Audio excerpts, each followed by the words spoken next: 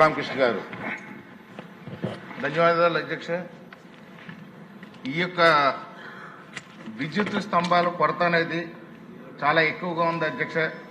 అదేవిధంగా ఈ యొక్క ట్రాన్స్ఫార్మర్స్ కూడా లేక చాలా ఇబ్బంది పడుతున్నారు అధ్యక్ష. గ్రామీణ ప్రాంతాల్లో ఈ యొక్క విద్యుత్ స్తంభాలు లేక చాలా ఇబ్బంది పడటమే కాకుండా పాత స్తంభాలు ఏదైతే ఉన్నాయో మొత్తం డ్యామేజ్ అయిపోయిన పోల్స్ని కూడా రీప్లేస్ చేయలేకపోతున్నాం అధ్యక్ష. గత 5 ఏళ్లలో కూడా ఏ విధమైనటువంటి డ్యామేజ్ పోల్స్ని రీప్లేస్ చేయలేదు. అదేవిధంగా చూస్తే ఈ యొక్క ట్రాన్స్ఫార్మర్స్ ఏదైతే పాడైపోయినాయో వాటిని కూడా రీప్లేస్ చేయకుండా ఇబ్బంది పడినటువంటి పరిస్థితి ఉంది అధ్యక్ష. ఇప్పటికీ కూడా అదే జరుగుతుంది అధ్యక్ష. గ్రామీణ ప్రాంతాల్లో ప్రజలు రాత్రిపూట తిరగాలంటే చాలా ఇబ్బంది పడుతున్నారు అధ్యక్ష.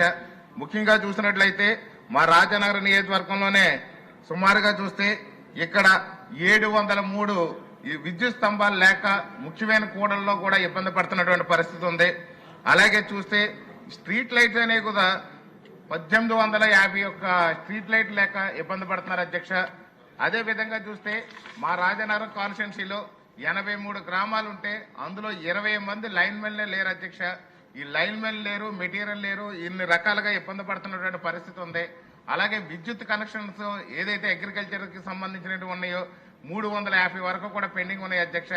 ఇవన్నీ ఈ పెండింగ్లు ఉన్నాయి. తొందరగా మనం వీటిని క్లియర్ చేసి రైతులకి ఇప్పుడు సమ్మర్ వస్తుంది, సరైన నాణ్యమైన విద్యుత్ అందించాల్సినటువంటి అవసరం ఉంది అధ్యక్ష.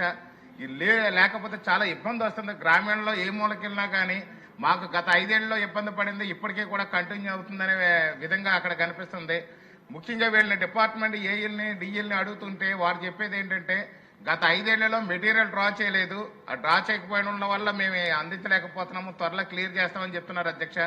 ముఖ్యంగా దీంతో పాటు ఈ యొక్క విద్యుత్ లైన్స్ లో కూడా ఏదైతే ఉన్నాయో ఈ మెటీరియల్ ఇచ్చేటప్పుడు కూడా కొన్ని ఏదైతే ఈ డ్యామేజెస్ రీప్లేస్మెంట్ అని చెప్పి రియల్ ఎస్టేట్ సైట్లో కూడా వేసి కొన్ని అక్రమాలు పాల్పడినట్టు కూడా ప్రభుత్వం దృష్టికి వచ్చిందని నేను ప్రశ్నిస్తున్నాను అధ్యక్ష.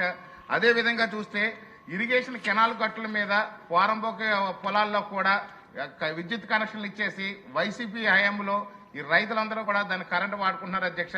ఎందుకంటే వాళ్ళకి సక్రమంగా ప్రభుత్వ నియమ నిబంధనలకు అనుసరించి విద్యుత్ కనెక్షన్ అప్లై చేస్తే ఇప్పుడు ఇవ్వనటువంటి పరిస్థితులు చూసాం. కానీ వీళ్ళు అక్రమంగా కెనాల్ గట్టుల మీద వేసేసి మా రాజనగరం నియోజకవర్గంలో కూడా రీసెంట్ గా 4-5 ఇష్యూస్ కూడా వచ్చినాయి అధ్యక్ష. ఈ యొక్క ఇరిగేషన్ కెనాల్ను కూడా కబ్జా చేస్తున్నారు వాళ్ళు. ఇలాంటిది ప్రభుత్వం దృష్టికి వచ్చిందని నేను ప్రశ్నిస్తున్నాను. ధన్యవాదాలు అధ్యక్ష.